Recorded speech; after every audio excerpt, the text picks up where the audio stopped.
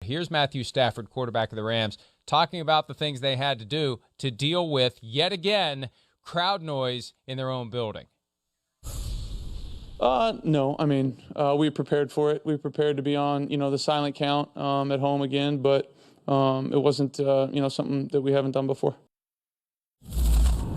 No, it's not, and it's probably not something that they will stop doing, because when there's a big game, look, this is what happens when you vacate a market for 20 years. You're going to have thousands of fans of every team in Los Angeles. So when that team comes to town, they want to go see that team play. It's that simple. And look, regardless of that, you're going to have Bills fans.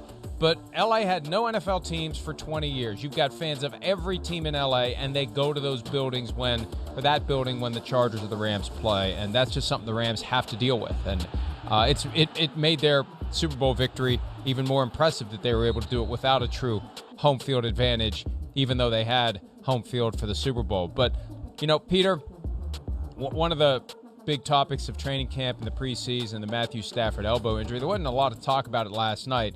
And again, as I said earlier, I don't know whether they weren't throwing the ball down the field because of the elbow or because of Micah Hyde and Jordan Poyer, who were keeping everything in front of them and the secondary.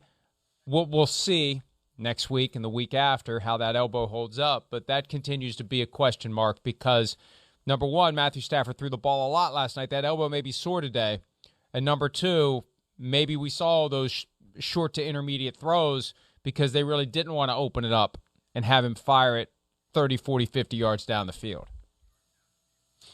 Mike, the really noticeable thing last night was, and, when I visited the Rams in camp, they were all in on Allen Robinson.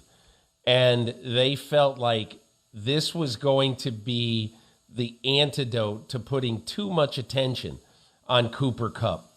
And I remember leaving the Rams and just having this feeling, and I wrote about it, I said it, in a number of occasions, that, to me, I think Allen Robinson is going to be a great, not good, but a great fantasy player this year because I think he's going to have over 100 targets and blah, blah, blah, blah, blah. But last night, Allen Robinson had 2 targets, including one in garbage time right at the end on the last series. So, that's something that McVay has to go back and look at. He's smart enough to figure out a way that even if the safeties are playing deep and taking away those kinds of throws that Matthew Stafford loves to make, I think it's a little bit reactionary right now to start saying, "Ooh, Matthew Stafford's arm." Matthew Stafford had a clean pocket maybe 3 times all night last night. He was under relentless pressure. That was the problem last night, not his elbow. And to me, Sean McVay has to sit down and he's got to say, okay, I've got to figure out some other ways that when we get frustrated like that with Allen Robinson, how can we get him in position to make plays and to be a really good alternative to Cooper Kupp? You mentioned the running game. That's going to be one of the keys to taking the steam out of a pass rush. 52 rushing yards for the Rams last night. As we previously mentioned, Josh Allen had 56. So he outrushed the Rams' entire team all by himself. Cam Akers, fully healed after last year's torn Achilles. He came back for the regular season finale and played pretty well in the postseason, given that he had missed almost all of the regular season. He had 3 carries for 0 rushing yards last night. That is not going to make it any easier for Matthew Stafford to have time to set up and throw. He did find Cooper Kupp 13 times for 128 yards, so much for teams taking him away. MDS pointed out a great stat earlier this morning, though, on Twitter. Stafford throwing to Kupp, 8.5 yards per pass, 87% completion percentage, and a touchdown. Matthew Stafford throwing to all other receivers, 4.3 yards per pass, 62% completion percentage, 0 touchdowns. So, I thought that maybe the plan for Sean McDermott and Leslie Frazier would be, let's come up with a way to take away Cooper Kupp and force Matthew Stafford to go elsewhere.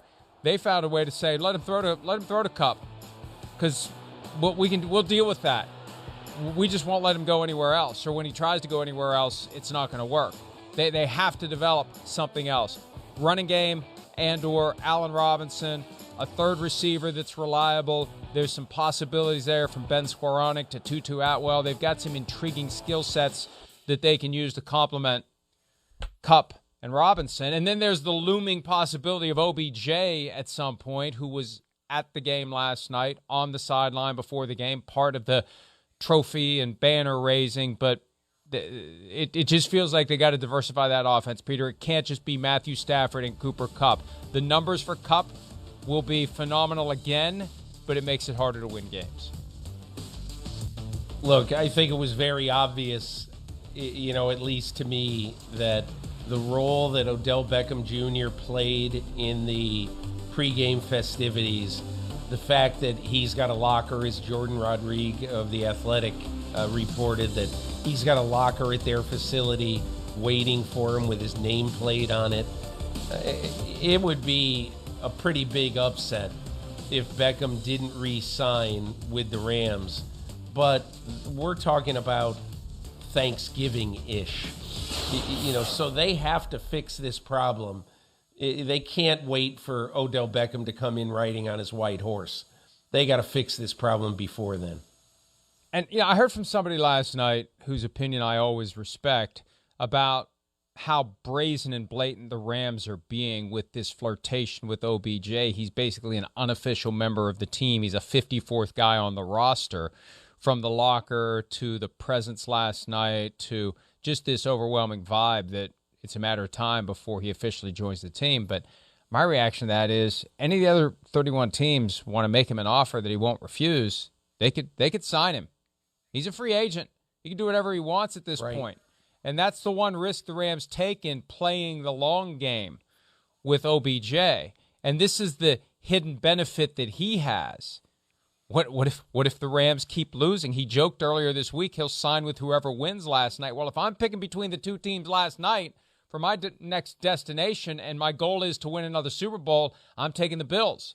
And maybe by Thanksgiving-ish, Peter, there'll be another team that Odell Beckham Jr. looks at and says, that's where I need to go if I want to try to get another Super Bowl ring. Thanks for the memories, Rams, but my destiny is calling elsewhere. That's the risk they're taking by not getting him signed.